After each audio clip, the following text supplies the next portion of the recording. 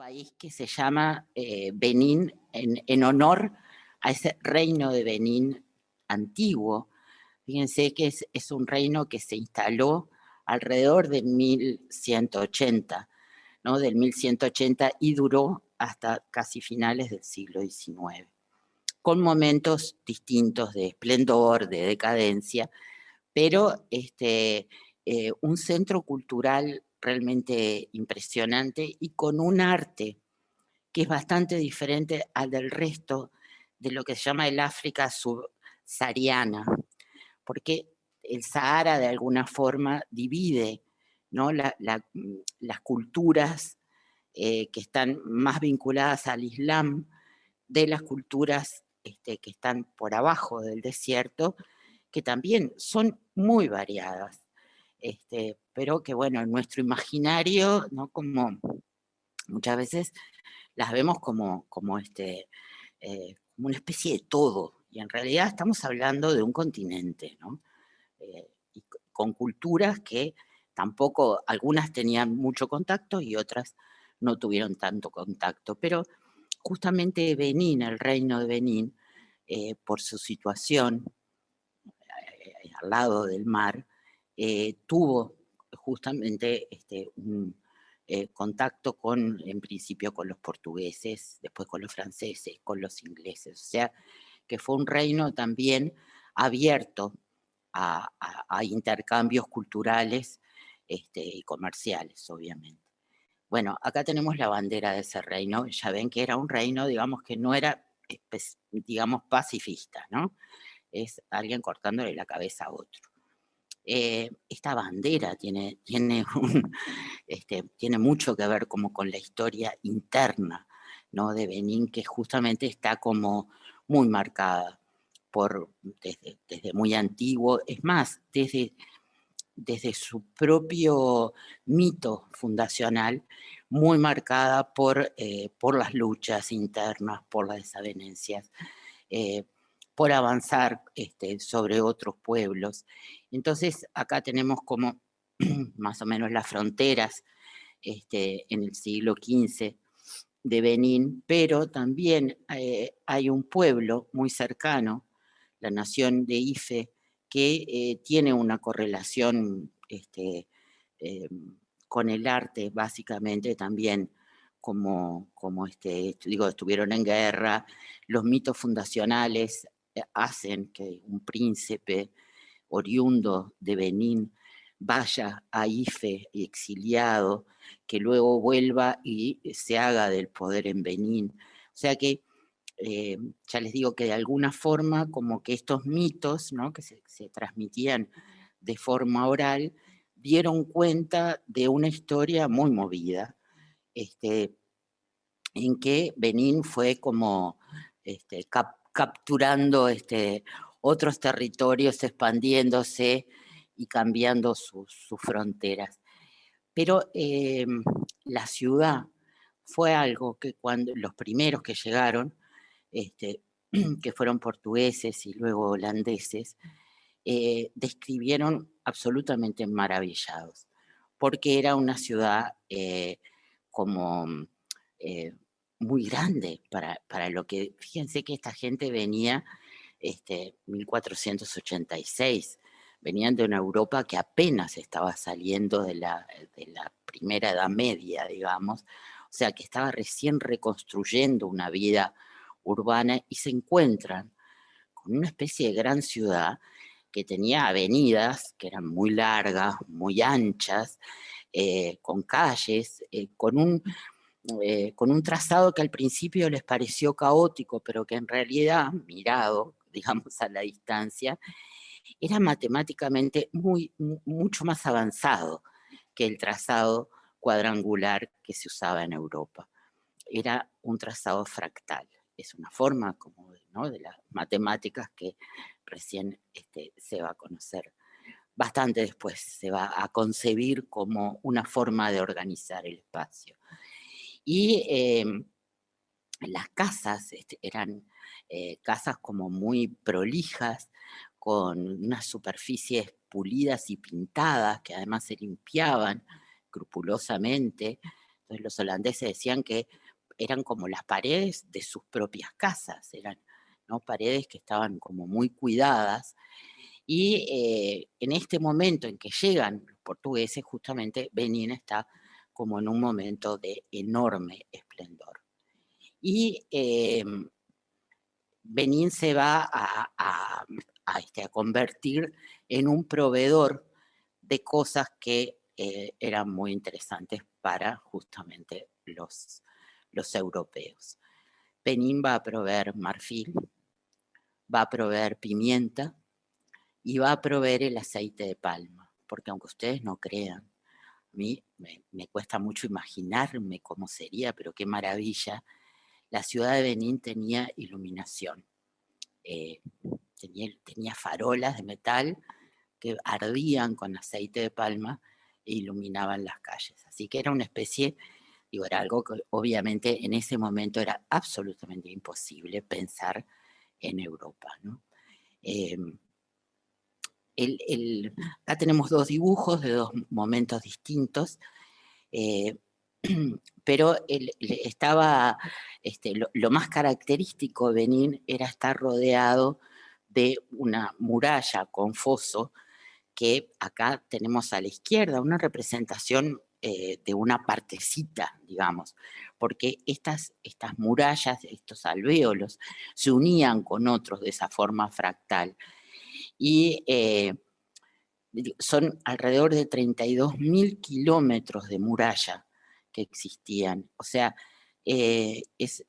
después de la muralla china, es como una maravilla a nivel, como movimiento, digamos, de tierra, ¿no? De la cantidad de horas hombre, en una época en que además no había construcción con máquinas, sino que todo fue, ¿no?, a esfuerzo humano.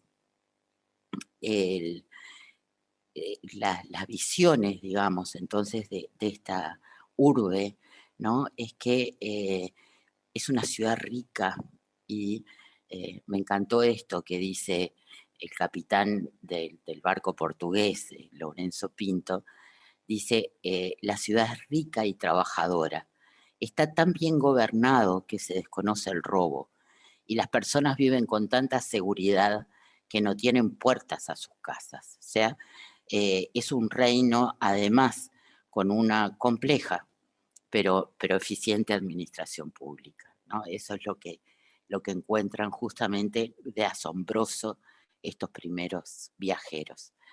Acá está como un mapa, digamos, ¿no?, porque había como una muralla que era de la parte urbana, ¿no?, del centro urbano, y otra muralla que ya tenía que ver con las tierras que lo rodeaban, o sea, que era ya también con tema campo, ¿no?, como que se iba, había dos niveles de esta muralla. Acá hay una fotografía de las últimas fotografías, porque bueno, esta muralla fue destruida en parte y además ahora está bajo vegetación, o sea que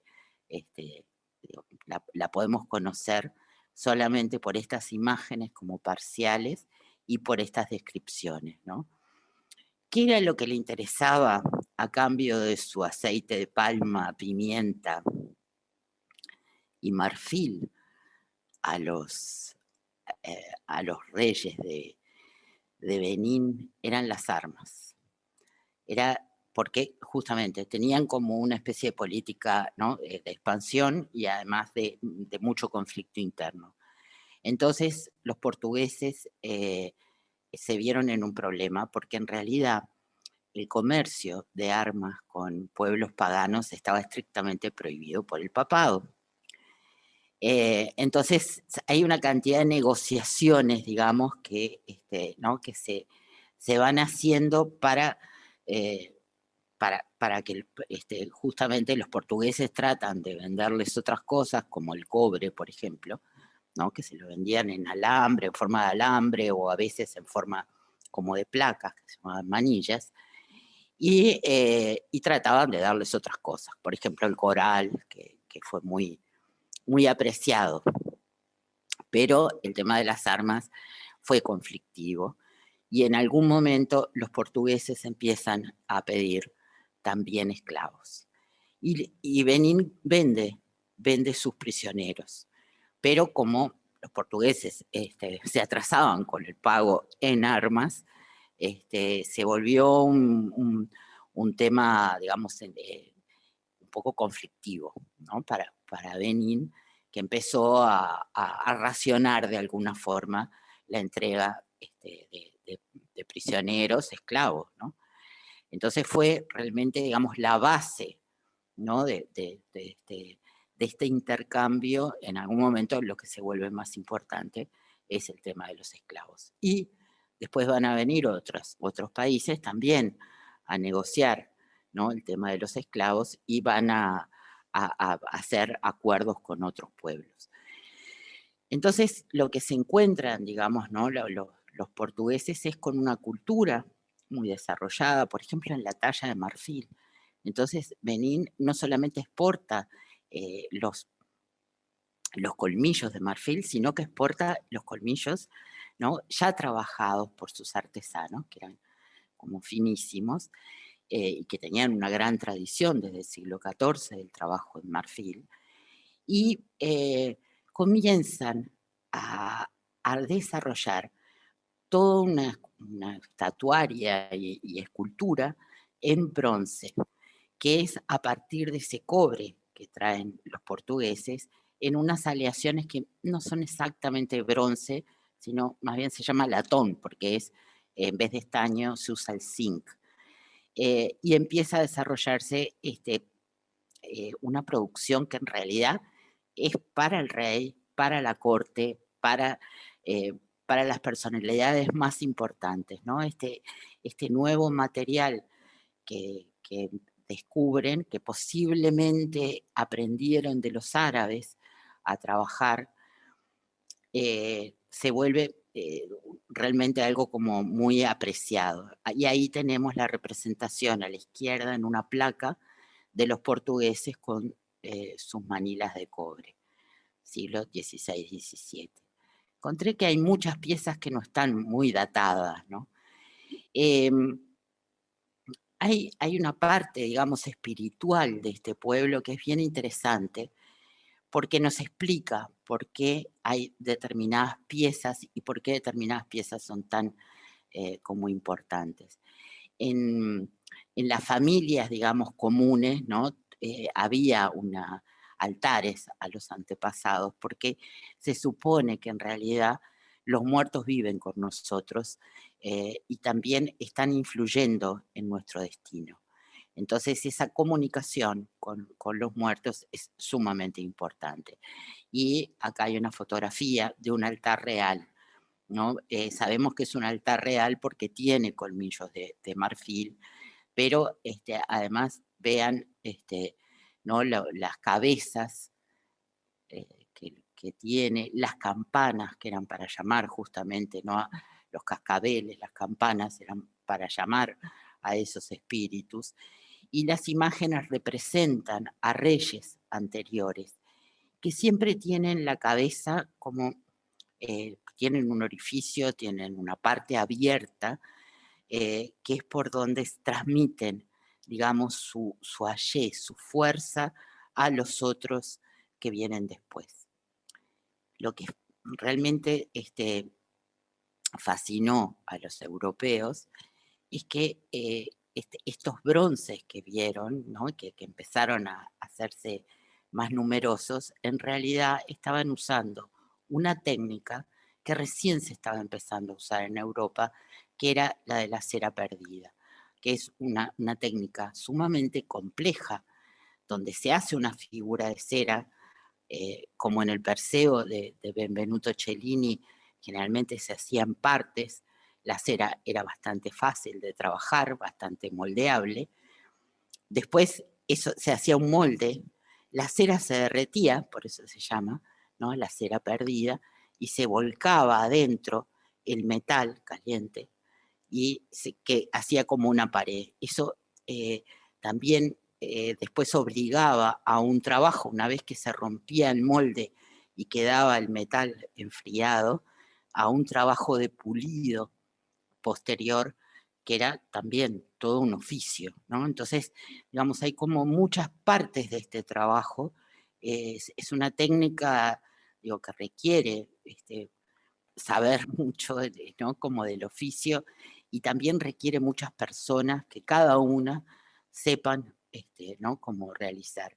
En realidad, los egipcios ya estaban manejando esta técnica desde el siglo VII, pero también se había perdido en algún momento, y en el Renacimiento europeo, básicamente en el Renacimiento italiano, se recupera, ¿no? En el mismo momento en que tenemos en Benín, que también se está trabajando la misma técnica. Posiblemente también, digo, hay un tema ahí de los, ¿no? De los árabes que estaban, que también habían llevado como esta técnica. Y entonces tenemos acá, bueno, detalles como, ¿no? De estas campanas, de los cascabeles de bronce o latón, podemos encontrarlo. Y se repiten mucho, porque justamente eran los principales como destinatarios, ¿no? De este arte, las esculturas de los obá, de los reyes. Acá tenemos un obá con las insignias reales, ¿no? Y fíjense que tiene como una malla como de cuadraditos. Esa malla, ahora después les voy a mostrar una foto, es una malla hecha de cuentas de coral, que era otra cosa que le compraban a los portugueses. Entonces, digamos, hay como una especie de sincretismo bien importante. Incluso dentro de las negociaciones que ya entablan en el siglo XVI, permiten los OBA de Benín, el OBA de Benín, perdón, que se instalen. O sea, como no vamos a renunciar a nuestras creencias, pero permiten que se instalen misioneros católicos, e incluso los hijos del rey van a educarse con los portugueses y aprenden el idioma y aprenden. Entonces empieza como toda una especie de proceso, digamos, de intercambio también, ¿no? Que tiene que ver con la lengua, que tiene que ver con la cultura europea, porque estaban produciendo también arte para exportar, ¿no? Y acá vemos una placa que es bastante extraña, porque es el tema, digamos, de la representación de figuras a caballo, no es, no es muy corriente. Pero vieron que tiene un estilo que es bien diferente del arte tribal, ¿no? Como es un estilo mucho más naturalista y muy narrativo. Estas placas muchas veces estaban colocadas en los palacios de a dos, ¿no? Como cada una, no eran exactamente iguales, pero funcionaban de manera simétrica y aludían a la historia de estos reyes. Y, por ejemplo, aquí, si ustedes ven, hay una representación de un portugués, ¿no? Al lado, y es un mito, digamos, que cuenta cómo Oba, que había robado las insignias de coral del dios del mar, sentía como ese peso, que es el peso de la carga ¿no? del Estado, de la carga que siente un jefe de Estado, y le pide al pueblo que lo ayude a llevar esa carga. En realidad los portugueses eran vistos también, porque venían por el mar, eran vistos también como, ¿no? Como una especie de oportunidad que llegaba, como podían llegar otros materiales, ¿no? Como una especie de ayuda que habían mandado los dioses. Entonces no hay como una resistencia, sino un comercio, digamos, ¿no? Que se establece. Y se habla mucho de los bronces de Benín, ¿no? Como en general cuando hablamos de este arte de Benín, pero en realidad hay otros materiales, como les decía. Digo, acá estos son hechos con cuentas de coral. Es como un batidor, es un objeto, digamos, que tiene energía, ¿no? Que mueve esto. Antes eran hojas, pero ahora se vuelve una especie como de batidor de la energía.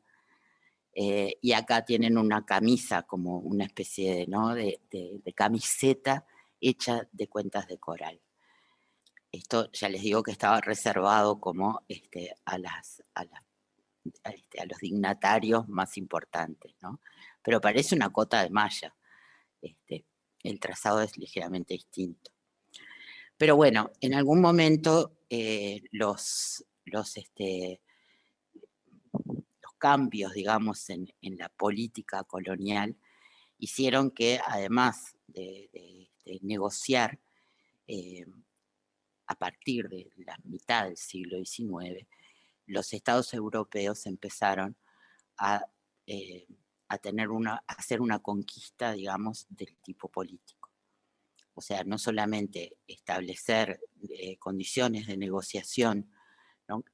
Sino hacerse también del poder. En general era un poder delegado, un poder un poco títere, ¿no? Y los ingleses empiezan a avanzar en esa zona y establecen un protectorado en varias ciudades-estado que eran cercanas a Benín. Y Benín se resiste. Entonces, los ingleses intentan llegar y piden permiso, el OVA no se los da. Ellos avanzan igual, en realidad era un grupo, no era un grupo militar, estaban prácticamente desarmados, los matan a todos y eso sirve para que entonces se lleve a cabo lo que se llama la expedición punitiva a Benín, que digamos, a tener una especie de justificación de que encontraron que no solamente habían matado a sus compañeros, sino que se estaban realizando sacrificios humanos, bueno, como hay que parar con esta barbarie, ¿no? Y avanzan sobre Benín, en 10 días logran romper el sitio y destruyen la ciudad, la destruyen absolutamente, o sea, queman, destruyen los palacios, llevan al Oval, rey prisionero, y hacen un saqueo brutal de todo lo que eran obras de arte, porque la idea eh, muy pragmática de los ingleses era que ya que hacerse, ¿no? de Benín había costado tanto trabajo, tantas vidas, tanto esfuerzo, de alguna forma Benín debía hacerse cargo de ese costo. Entonces, esa era la justificación para el saqueo de las obras de arte, que fue, por un lado, oficial, digamos, ¿no? Esas obras se vendieron legalmente, digamos, este, eh, para pagar esa deuda generada por, ¿no? por esos costos de la guerra. Y por otro lado, se permitió a muchos oficiales que se llevaran obras. O sea que, y entre medio hubo obviamente saqueo, cosas que no fueron tampoco contabilizadas. Es decir, que hay realmente como una destrucción, ¿no? Como de lo que es el acervo cultural, artístico, absolutamente eh, sin vuelta, porque se lo llevan. Queda muy poco, ¿no? Queda un OVA que queda exiliado, ahí está fotografiado con sus mujeres. Ellas tienen unos sombreros como los que se usaban en la época, ¿no?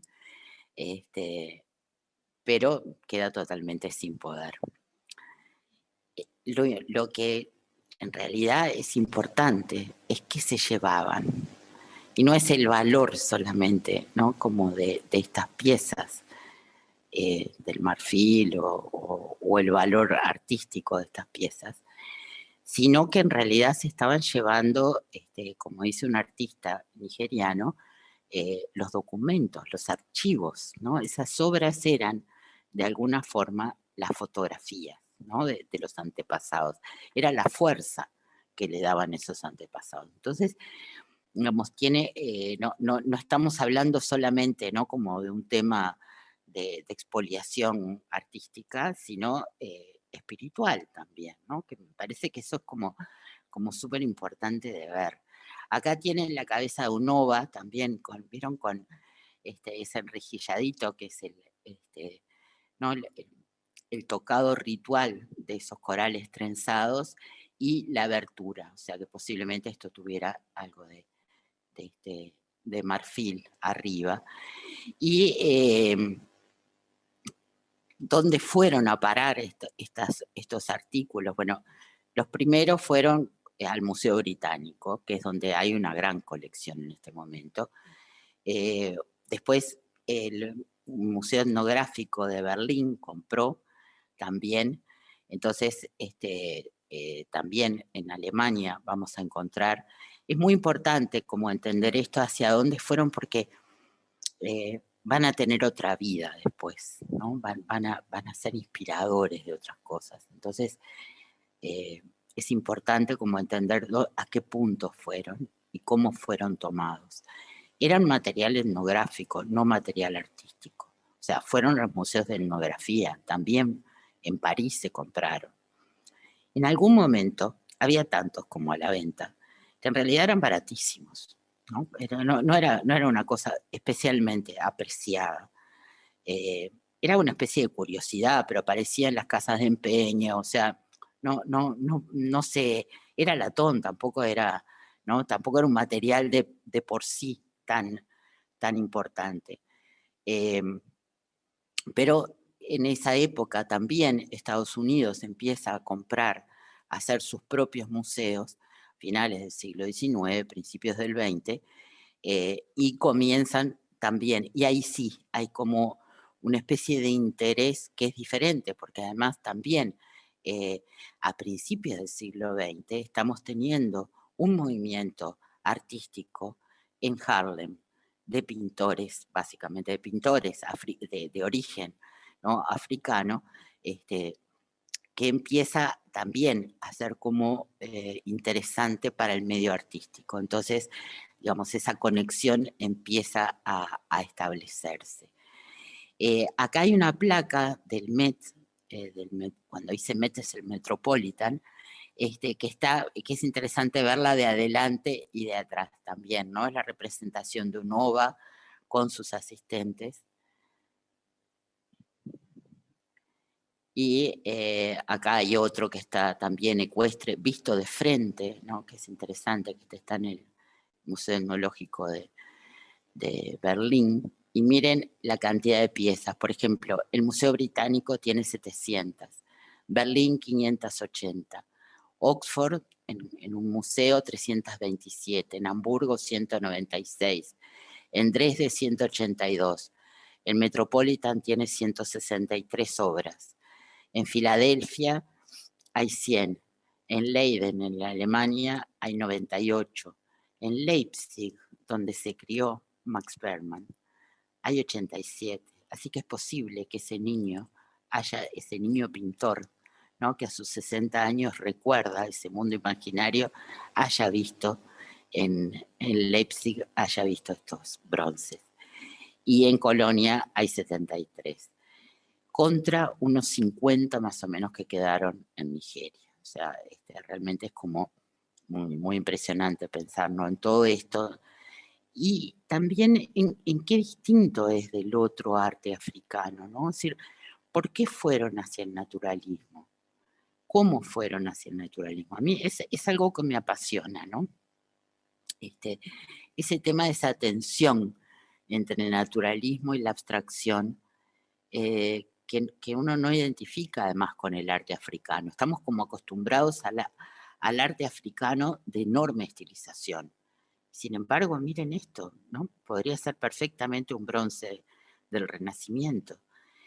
Las representaciones en general de estos reyes que se representaban cuando morían, no los representaban mayores, los representaban en su juventud, ¿no? En su plenitud.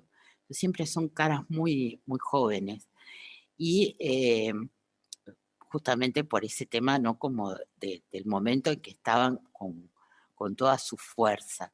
Son representaciones idealizadas, no son retratos, ¿no? Pero parecen retratos, o sea, no es que haya una estilización como pudo haber en algún momento en Egipto, ¿no? Sino que realmente uno los ve y conmueven, o sea, hay alguien ahí, ¿no?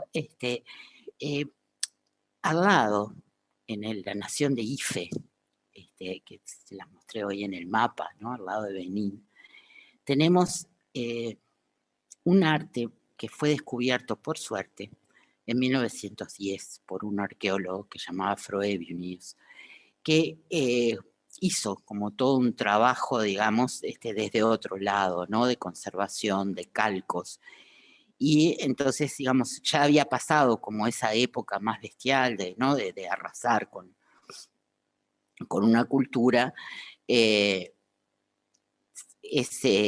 entonces estas cabezas de Ife justamente tienen como otra vida, ¿no? Muchas se encuentran todavía en Nigeria, aunque, por ejemplo, esta en realidad es una réplica, porque se hizo la réplica, pero en algún momento el original desapareció. ¿Qué es lo que pasa? Que estas cabezas, que son muy pocas, ¿no? de Ife, se fueron convirtiendo ya en el correr del siglo XX, en los años 30, 40, en objetos de deseo. Entonces, realmente quedaron como protegidas, porque algunas se descubrieron más cerca de los años 40, pero también fueron robadas y se comerció con ellas, ¿no? Hay una cosa muy interesante y es que en Ife se encontraron solamente 4 cabezas hasta ahora de bronce, ¿no? Pocas de metal, pero sí se encontraron muchas de terracota y muchas de piedra. Y las de terracota y de piedra en especial eran hechas por mujeres. O sea, como que la terracota era un material que manejaban las mujeres y el metal era un proceso y un material que manejaban los hombres. Así que es posible que estemos viendo en estas piezas que hay algunas, esta por ejemplo está datada cerca del siglo XIII, ¿no? O estas otras tan maravillosas, que no tienen una datación nada precisa, porque si digo del siglo XII al siglo XV hay 3 siglos de posibilidades, pero es posible que hayan sido hechas por mujeres, ¿no? Y realmente son, más allá de que son muy buenas fotografías, ¿no? Tienen un poder muy interesante, ¿no? De que uno siente realmente que ahí hay alguien. Este naturalismo no fue para todos. En esta misma Ife, el naturalismo se reserva a los reyes, a las representaciones de los dignatarios, pero cuando, por ejemplo, representan prisioneros, como en el caso de estas 2 figuras, ahí la representación es como mucho más estilizada. Qué loco eso, ¿no? O sea, como esa especie de amor puesto a la forma de la representación del rey, que supuestamente va a pasar su energía, y cuando están frente a estos otros pobres desgraciados, que eran esclavos porque eran prisioneros o siervos, la representación se vuelve mucho más esquemática, ¿no? Acá tenemos otra para contrastar, ¿no?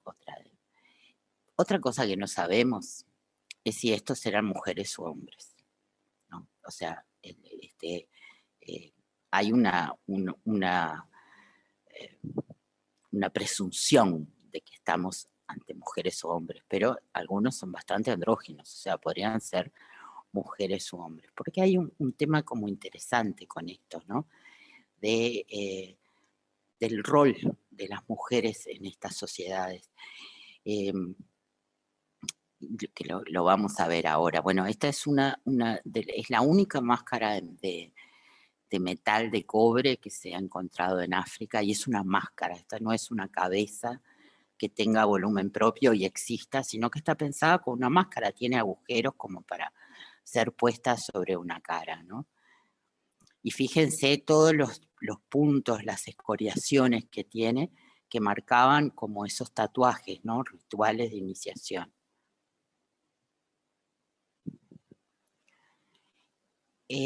hay una figura que aparece mucho en estos bronces, que es la de la Illoba. La Illoba es la reina madre. Y la reina madre implica, tiene también un origen mítico, ¿no? De una primera reina madre, Idia, que fue la madre de Lobá, Esigie, que vivió, digo, entre 1516 y 1550, y que era una mujer extremadamente importante desde el punto de vista político y religioso. Hay una leyenda que dice que esas escoriaciones que vieron arriba de las cejas, en realidad se las habían hecho sus padres para deformarla, porque no querían que se casara con un rey, porque casarse con un rey era una aventura, ¿no? Para una mujer joven que podía terminar bastante mal. Pero hay otra versión que posiblemente a mí me gusta más, que en realidad esas cicatrices, esas escoriaciones, habían sido en un rito de iniciación para prepararla para justamente casarse con un rey y ser como la madre, ¿no? de esa nación, se le había metido sustancias medicinales. Eso hace que no solamente sea, por su exposición, digamos, ¿no? Como una máxima dignidad, sino que tiene una fortaleza espiritual sobre todo lo que sucede, ¿no? O sea, es una especie como de vínculo muy cercano con los dioses, con la vida, con la salud, con la prosperidad del pueblo, porque maneja otras fuerzas. O sea, de alguna forma, ¿no? Los hombres manejan las fuerzas de la guerra y las mujeres manejan esa fuerza de lo espiritual, de lo que no se ve. Y es interesante porque ellos no representan, ¿no? Como los dioses. Es como, ¿no?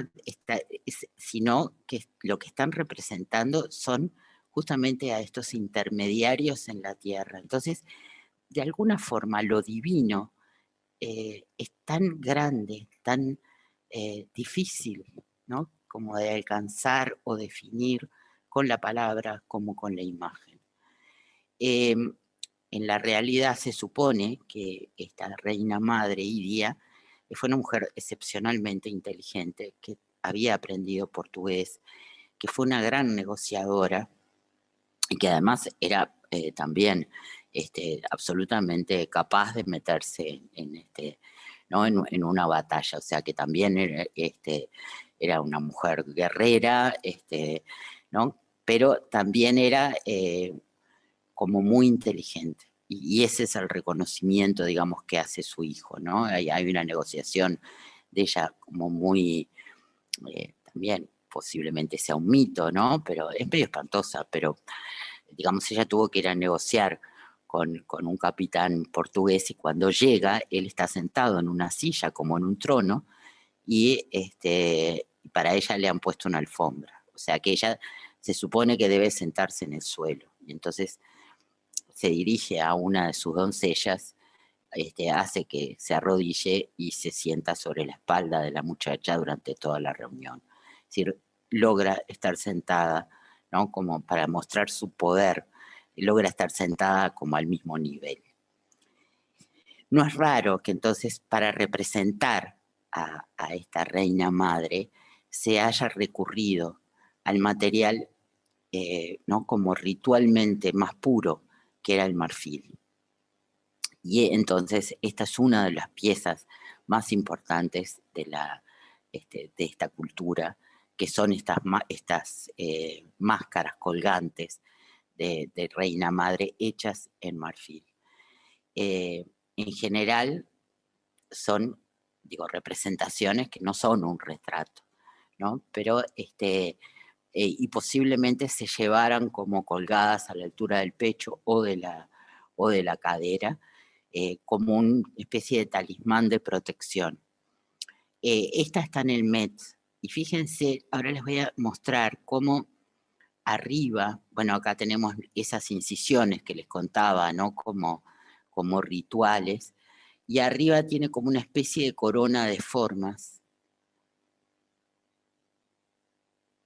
que se repite en otras, ¿no? Como una especie de corona de formas que no sabemos si es un peinado o es una corona, ¿no? Aparecen, entonces, digo, hasta ahora se sabe que hay 5 versiones de esta reina madre, una en el Metropolitan, otra en el Británico, otra en el Museo del Lieden en Stuttgart, en Alemania, otra en Seattle, y una quinta que está en una colección particular de la que no conseguí fotografías, posiblemente no sean tan accesibles, ¿no? Porque empieza como a rodear cierto secreto las transacciones, digamos, que se hacen a cierta altura del siglo XX con estas piezas.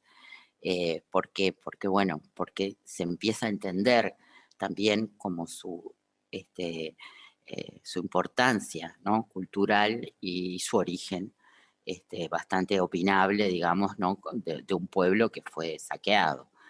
Fíjense qué interesante las formas estas que están. Esto es un detalle de la corona de la idoya del Met.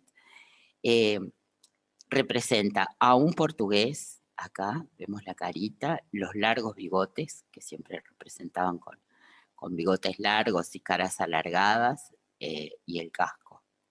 Y lo otro es este pez tan exótico que se llama pez fango, que es un pez que tiene la capacidad de vivir tanto en el agua como fuera del agua.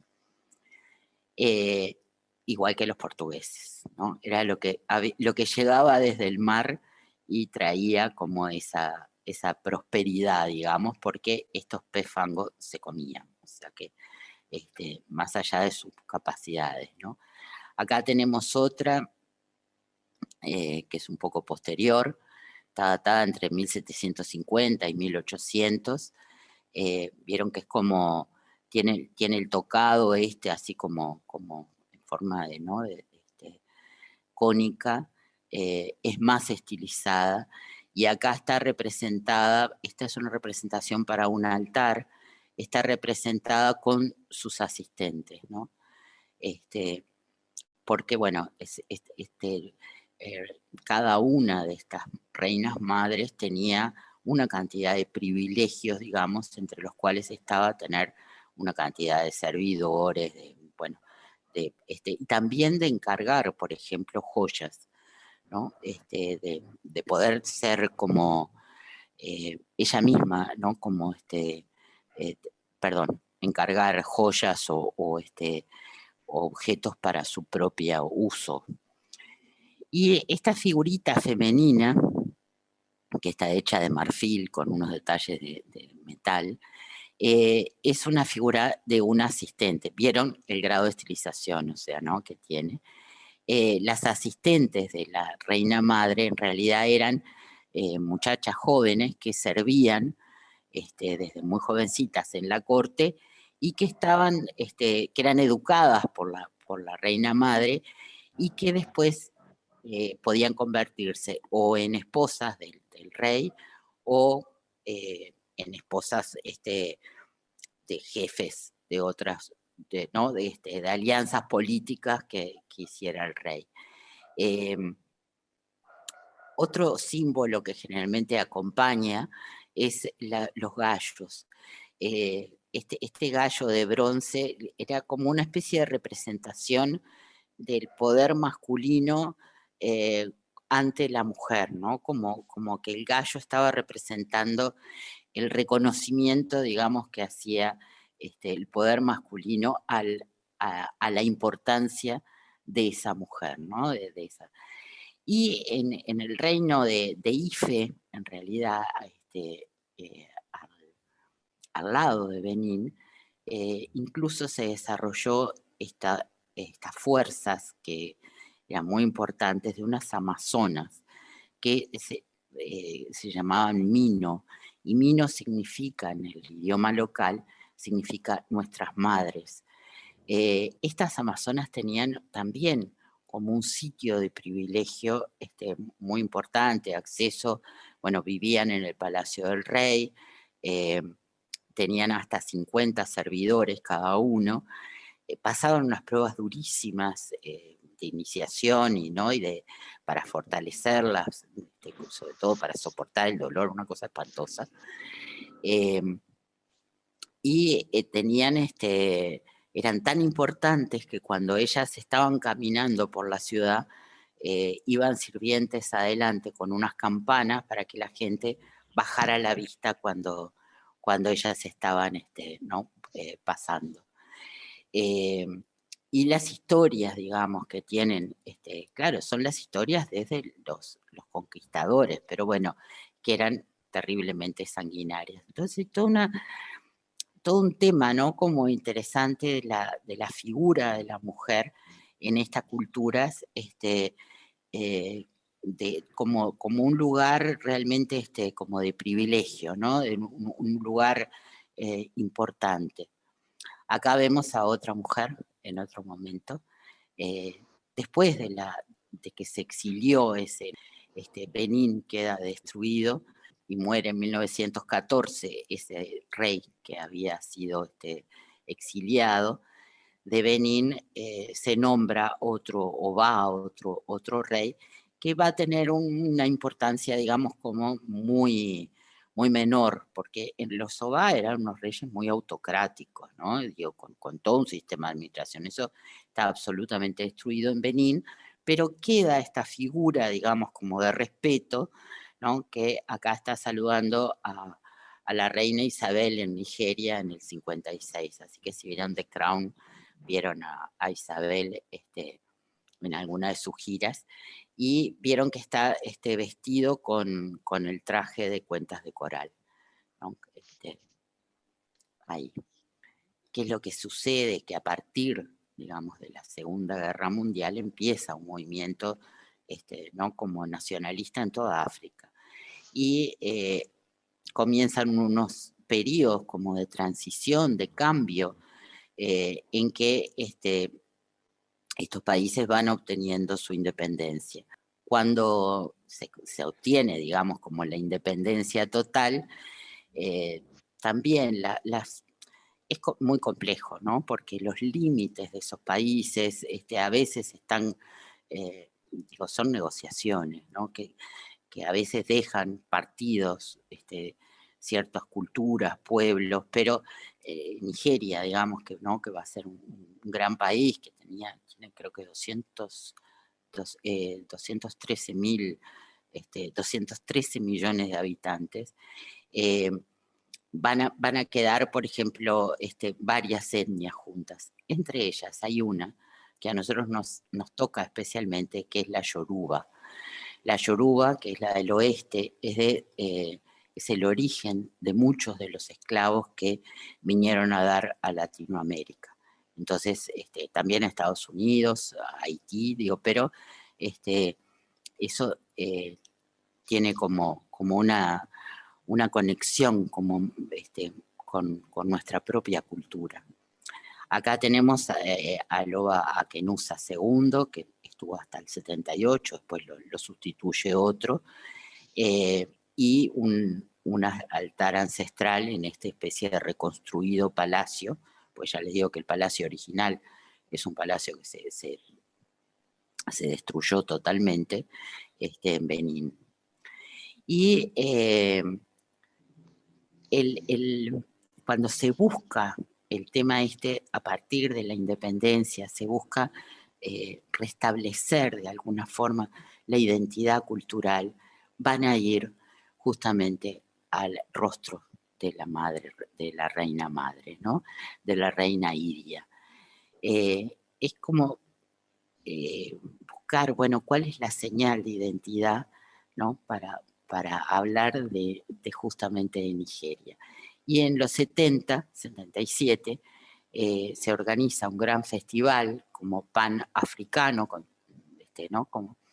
y se elige como símbolo justamente la máscara de la reina Iria. Y se le pide al Museo Británico que preste su máscara, y el Museo Británico hace unas negociaciones ahí extrañísimas, porque pide una cantidad de miles de libras, pero después dice que está demasiado frágil como para viajar, y entonces se hace una réplica de esta, ¿no?, de esta máscara. Y esa máscara en realidad multiplica, o sea, es bien interesante, ¿no? Es tomada como, bueno, esta es la real, y además es prueba de que nuestros artesanos del marfil son capaces, ¿no?, todavía, varios siglos después, de crear algo tan bello como se había creado en el siglo XV. Así que esta máscara, digamos, que vamos a ver como, ¿no?, como que identifica a Nigeria, en realidad es una copia, una versión de una de esas máscaras que estuvimos viendo antes. Y sigue siendo como ¿no?, la identificación cultural, ¿no?, eso que une todo, bueno, es esta reina madre. ¿Qué es lo que sucede cuando aparece, ¿no?, este arte en Europa?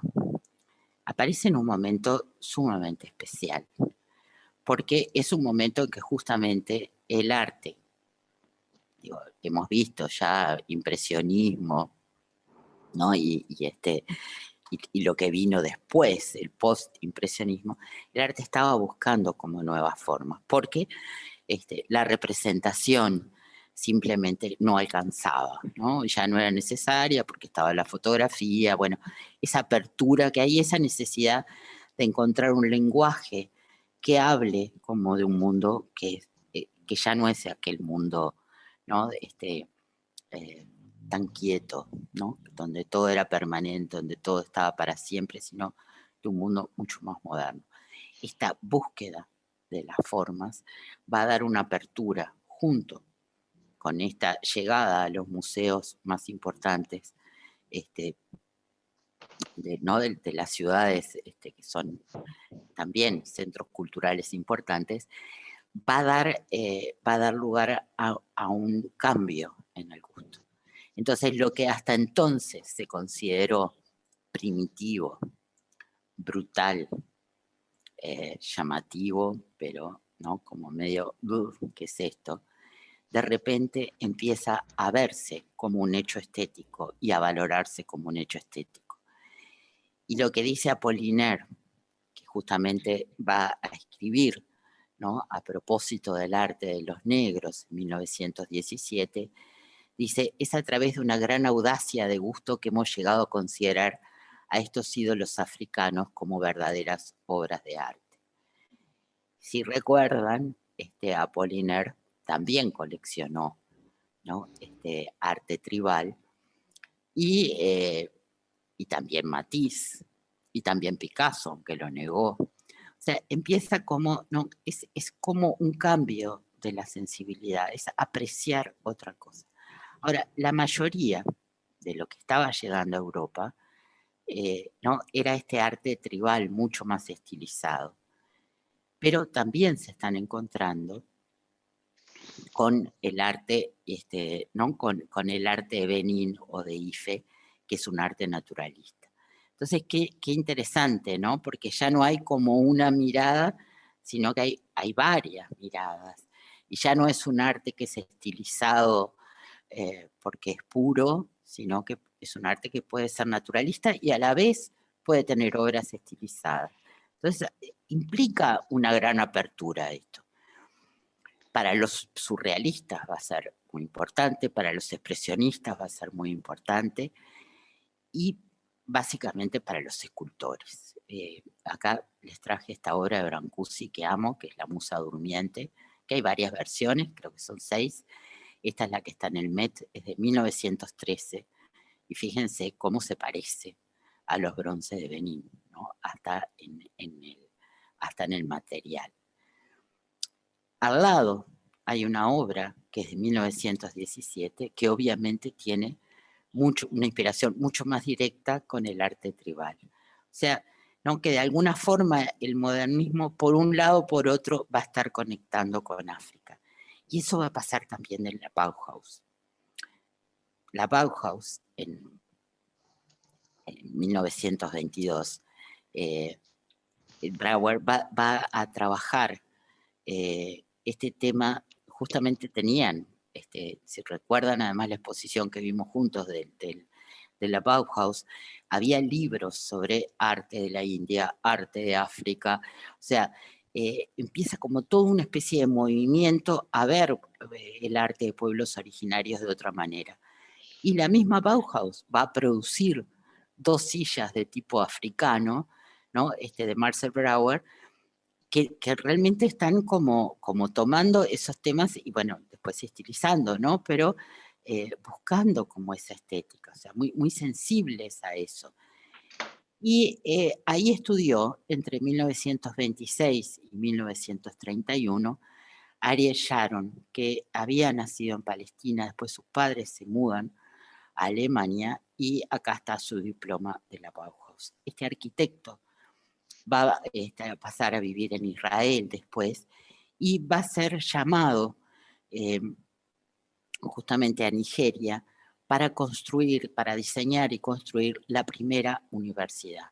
Y es una obra sumamente interesante. Él tiene una página que les recomiendo porque están las fotografías que toma cuando va a hacer, él no conocía África, cuando va a conocer Nigeria. Y entonces hace un acercamiento muy sensible a los santuarios, o sea, al arte tradicional, a, bueno, a estas cabezas que sí estaban en el museo el Museo de Nigeria, ¿no? Las de Ife.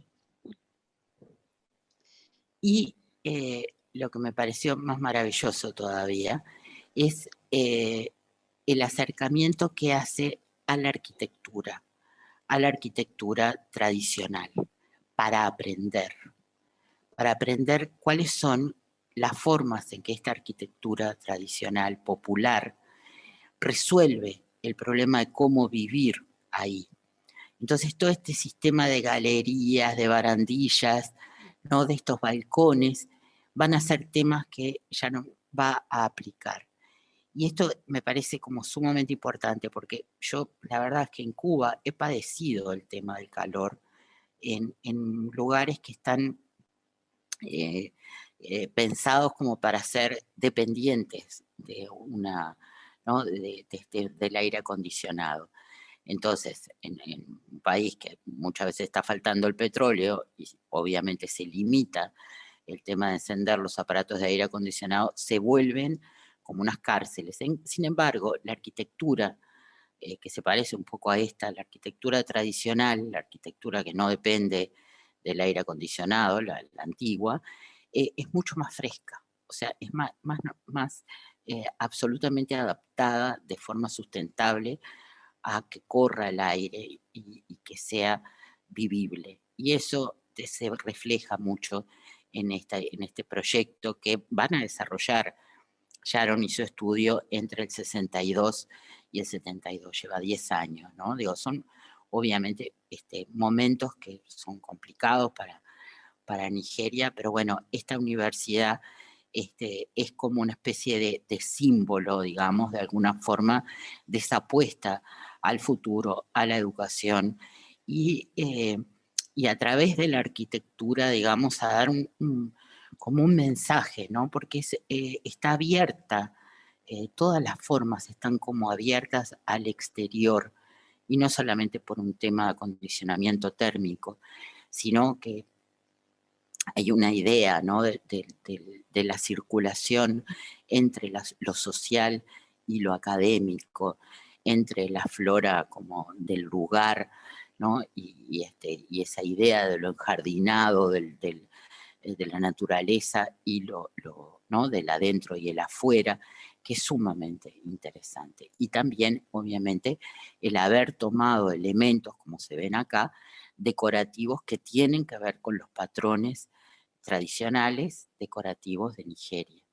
Entonces, yo lamento porque tuve que elegir algunas fotos, pero es una obra bellísima, compleja, porque bueno, además es un campus, o sea que tiene distintas resoluciones en distintos lugares, pero vale la pena, si tienen ganas, ver la página del estudio de Sharon, porque van a ver muchas más fotografías y realmente está muy bueno como está pensado, ¿no? Ese tema de la reconstrucción cultural. Y acá les voy a presentar a otro personaje que me fascinó, que es una austríaca. Susan Wegner se casó con un filólogo y se fue allá los años 30, por ahí, se fue a vivir a Nigeria y quedó absolutamente fascinada con la cultura yoruba. Y también agradecida, porque ella tenía un problema respiratorio bastante grave, que se curó con la medicina tradicional yoruba. Y empieza como a vincularse, ¿no?, con esa cultura y a amarla y a desear proteger esa cultura justamente que ¿no?, ella estaba como encontrando eh, tan como bajo ¿no?, el subyacente fuerte, pero por otro lado muy frágil, ¿no? Entonces se va a convertir, además de su tarea artística, se va a convertir como una especie como de guardiana de la cultura yoruba. Va a divorciarse después de su marido y se va a casar con un músico yoruba y va a cambiar su nombre y va a va a estudiar también la religión y va a adquirir un grado. Y entonces toma este nombre de Aduni Olorilla. Ella va a vivir en una casa bellísima, que bueno, que se convierte, ella además la pelea en Austria, en otros lados, digo, consigue financiación, que se convierte como una especie de monumento nacional, porque justamente ella va a tener una colección propia y de otros artistas y de algo de arte popular y algo de arte antiguo sumamente importante. Entonces su casa es como una especie de templo, digamos, ¿no?, al arte de Benín. Acá tienen unos grabados de ella, pero bueno, ella no tuvo hijos, sí crió una cantidad de niños y algunos fueron justamente artistas y otros son los que administran hoy como su legado, que incluye una forma de arte que ella le llamó el nuevo arte sacro, que está ubicado justamente en las arboledas sagradas de Osobogo, y que esa escultura, miren, como hace acordar mucho a las formas de Wilfredo Lam. Son esculturas que están justamente como súper integradas, ¿no?, como al paisaje y que remiten a esas formas tradicionales antiguas. Es un lugar, en realidad, de reflexión, es un lugar de recogimiento, ¿no? Eh, los materiales, son los materiales que se encuentran en la zona, o sea, no hay nada que no sea natural, lo que significa que este es una especie de santuario que obviamente requiere un mantenimiento constante, ¿no? Como muy dinámico, muy, muy orgánico, muy vivo. Y es también, es monumento nacional. Ella dice que, para explicar un poco este tema, ¿no?, del sincretismo, dice: Orishá, un espíritu o deidad, es simplemente un nombre que representa las fuerzas sobrenaturales que son expresiones básicas de la vida, no importa cómo lo llames. Es una fuerza sagrada que representa la experiencia de la vida que informa al ser humano, ¿no? Es como que lo pone como más allá de lo que son las creencias y que tiene mucho que ver con esto de lo sincrético, ¿no? Nosotros acá eh, tenemos obviamente expresiones religiosas, ¿no?, que tienen que ver con esta religión tradicional yoruba en su versión sincrética, que viene, bueno, desde Brasil, ¿no? Eh, pero que también tiene una especie como, ¿no?, de aceptación general, por ejemplo, el tema, ¿no?, del 2 de febrero, de Iemanjá, de las playas, ¿quién no ha ido?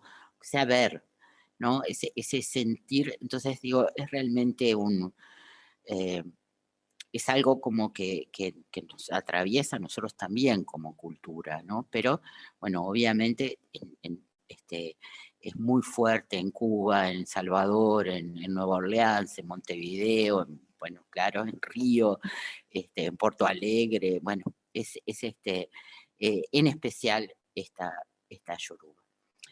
Y hablando de esas interrelaciones, también Nigeria es país no alineado y va a tener también una arquitectura utópica muy interesante, que es la arquitectura yugoslava que se desarrolló también, ¿no? Cuando Yugoslavia se vuelve no alineada, digamos, con ninguna de las dos potencias durante la Guerra Fría, pero tiene esa utopía, digamos, ¿no? De la construcción del espacio arquitectónico como un lugar donde se pueda vivir mejor, ¿no? Y entonces van a construir en Nigeria arquitectos yugoslavos, por ejemplo, el Teatro Nacional y también este recinto ferial, que en realidad yo encontré una foto preciosa, medio cenital, pero la realidad es que este recinto ferial ahora sirve para vender autos de segunda mano, digo. eh, Lagos es una ciudad, por lo que he estado leyendo, es una ciudad como aparentemente caótica, ¿no? Como muy superpoblada. Entonces, bueno, estos proyectos, digamos, aparecen como unas cosas un poco raras dentro de la ciudad, este, porque bueno, tienen eso, ¿no? De haber sido pensados de repente desde otra sensibilidad, desde una idea de futuro, de construcción, ¿no? Del futuro, y a la vez de esta mezcla loca, ¿no? Entre estas formas como tan Bauhaus, y los caballos estos, ¿no? Como es muy loco. Parte como les decía, parte de la colección del arte de Benín y de Ilfe está en este museo nacional que está en Lagos, eh, pero también se mantiene como hay toda una especie de vuelta a las tareas y al arte de la fundición. Entonces, hay una producción, digamos, en un barrio en especial, hay una producción de artistas que modelan, hacen el vaciado a la manera tradicional y siguen trabajando el bronce, con temáticas que remiten justamente a estos hechos históricos como ¿no? El comercio de esclavos, la esclavitud, a las formas ¿no? como tradicionales. Este tema de los bronces y por otro lado, digamos, como realmente tradicionales, que no lo vamos a ver en otros lugares de África, una forma de tejido que se llama akwete, que es un tejido que alrededor de los años 50 empieza a hacerse como una forma de producción muy importante a nivel de sustento de familias, que tiene dos formas, el tejido vertical, en telar vertical eh, para las mujeres y en telar horizontal para los hombres. Es una mezcla de rafia, se teje con rafia, con algodón, hilado de distintas maneras, también con algunos materiales sintéticos, eh, y según el tipo de fibras que se esté usando, puede servir como abrigo, puede servir este, como manta, bueno, en fin, hay una producción viva, digamos, ¿no? De esta forma de tapices. Y el tema de las telas africanas, para los que me acompañaron el año pasado, quizás recuerden que tuvimos una sesión sobre África llevada por las telas, y acá me encontré con este artista, que es del 62, que es un artista de origen nigeriano, sus padres, pero que en realidad nació en Inglaterra. Y cuando tiene alrededor de 10 años, su padre es abogado iba a trabajar a Nigeria, así que se cría en Nigeria, y luego va a estudiar, vuelve a Londres a estudiar. Él tiene una obra que remite muchísimo a todos estos temas que hemos estado hablando, ¿no? De lo colonial, digo, justamente, además alguien que ha vivido, ¿no? Entre sus raíces africanas y Londres, eh, y tiene una obra donde da mucha importancia a este tema de las telas. Esta obra me impactó mucho, se llama Lucha por África, es del 2003, y son 14 maniquíes, ¿no? Sentados, y vestidos con estas telas, que en realidad son telas holandesas, ¿no? Que tienen estos motivos que se identifican y que de alguna forma se reivindican desde África como propios, pero que en realidad es una técnica traída de Indonesia, hecha por los, ¿no? por los holandeses, negociada por los holandeses y que se producía en Inglaterra. Que estos personajes sin cabeza, ¿no? Solo vestidos, están en realidad repartiéndose, ¿no? África. O sea, me pareció súper impactante como esa unión, ¿no? entre la identidad y eso tan como loco, ¿no? De que la identidad, la expresión de la identidad en realidad es una idealización de algo que sí, los diseños ahora son africanos, en especial desde los años 90, pero que en realidad su origen estuvo en unos diseños adaptados que se hacían en Inglaterra y ¿no? que en realidad entre Holanda e Inglaterra proveían a África. Y bueno, justamente acá se ve, ¿no? Este tema de las telas africanas, pero confeccionadas como si fueran vestidos de 1870, ingleses, ¿no? Con todos esos volados y esa corsé y esas formas, ¿no? Como ese diálogo sobre, muy bello por otro lado, ¿no? Pero que bueno, es una invitación a pensar justamente en estas violencias y estos legados y cómo manejarlos, ¿no? de lo colonial. Yo les contaba que en realidad en algún momento estos bronces de Benín no valían mucho y terminaban en las casas de empeño por bastante poca plata. Por eso muchos artistas jóvenes como Apollinaire, que no eran ricos, podían comprarlas. Pero con el tiempo se empezó, y con estos vínculos que se empezaron a establecer entre el arte moderno y el arte africano, comenzaron a ser objetos de deseo. Hay un coleccionista que se llamaba Olgi, que vivía en Inglaterra, que justamente empezó a hacer como muestras de esto que se llamaba arte primitivo, que iban muchos artistas importantes, ¿no? Ingleses como Lucian Freud, Henry Moore, Bacon, Duncan Grant y Vanessa Bell, que los vimos en nuestro primer viaje, que fue un coleccionista muy atravesado por el miedo también, ¿no? Como por el miedo era de origen judío, por el miedo a que volviera una situación de holocausto.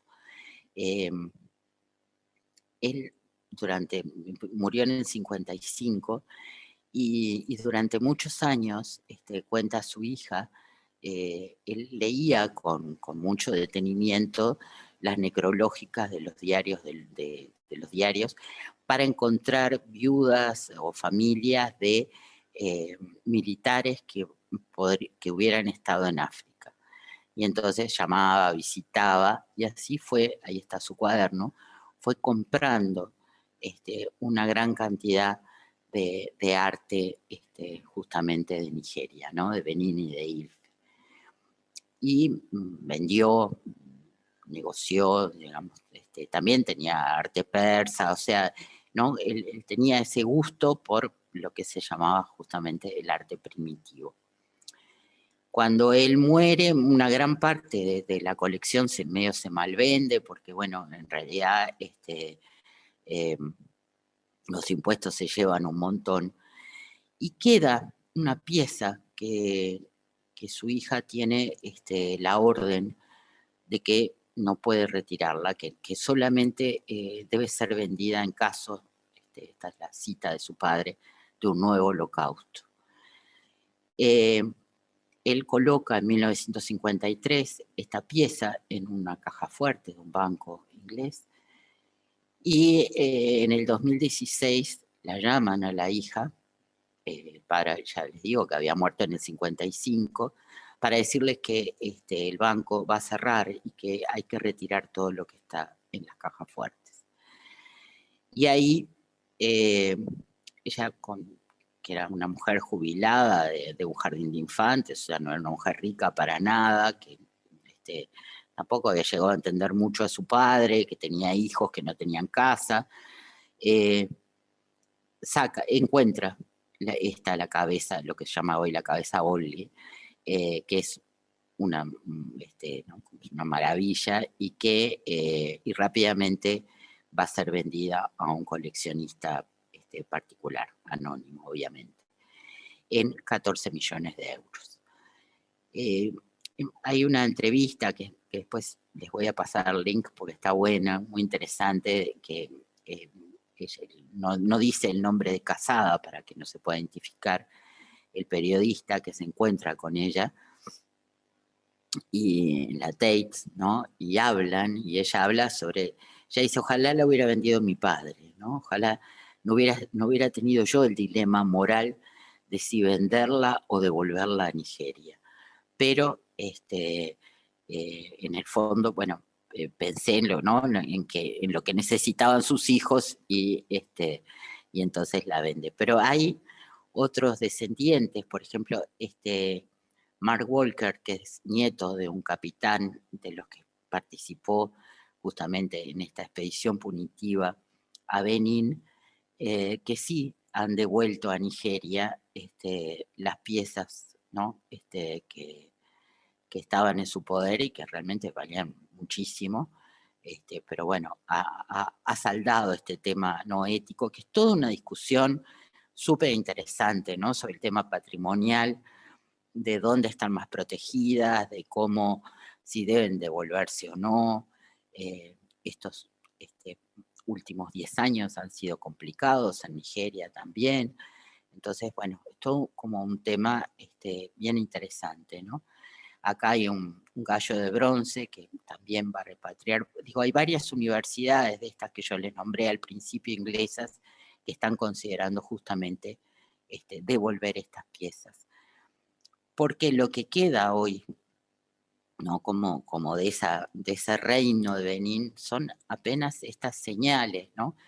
Esto es una parte de esa muralla de la que les hablaba, que realmente han quedado como sepultadas bajo la tierra, bajo ¿no? la vegetación, y que son sitios de búsqueda arqueológica. Entonces, hay un diseño que ojalá se haga, que es el Museo Edo de Arte de África Occidental, que justamente es un concepto bien interesante de museo.